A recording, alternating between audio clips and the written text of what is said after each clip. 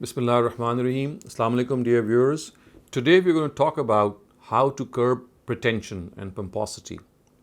So, pretension is a human weakness and at times has such a subtle garb that one gets afflicted with it without even realizing.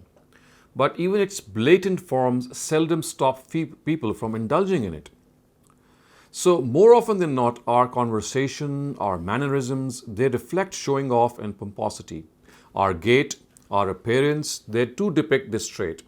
Affluence, fame, high status, physical attributes also lead us to bragging and boasting. We like to mention our contacts with rich and influential people. We like to boast about the posh locality we may be living in.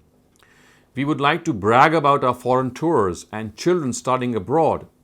At times, every room of our house will display our photographs with dignitaries and high-ups to show off our status. We often publicly mention our staggering assets and property list. Using expensive brands to show off has become quite normal. Manipulating a conversation between friends so that an opportune moment is provided to boast what we have is a graver form of this human weakness. False modesty, too, is no less a compounded form of putting it. And also, to display a show of religiosity may strike us as unusual, but it does not take much effort to see how it abounds in our societies. So, the amounts spent in charities, the umrahs and the hajj which are done, the nafils which are offered, the tasbih, beads which are read, they are at times they become a shameful source of showing off. What must then be done to check this tendency and proclivity of human nature, and what has become so used to it? So, a number of things that come to mind might be useful, but there are following. I would suggest two very important measures that could curb this tendency to show off and make us brag and boast about ourselves. So, one primary motive to show off is to impress others and get noticed, isn't it? We'd like ourselves to be noticed by other people and to be praised by other people. This is, I would say, a human instinct. The best way to curb this is to modify its direction. So instead of impressing others and trying to catch their attention, we should make an effort to impress God and to catch His attention by trying to do deeds that please Him. And the more these deeds are brought to His notice alone, the better the objective is achieved.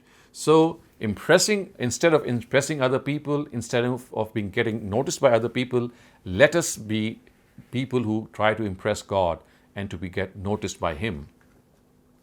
The second measure that I would suggest here is that we should realize that talents, abilities, and blessings, these are some of the things that we use to show off. They are and they should be regarded to be bestowals from God. They are something which are God-given. Without His will and intention, we could never have gained them. We are thus the custodians of these blessings, and we should think that we have been blessed with them to share them with others and not to brag about them. So, sharing these blessings is the right of what we have been given instead of boasting about them. When we share them with others, this is in fact the right and proper way to express gratitude to God also for His graciousness on us.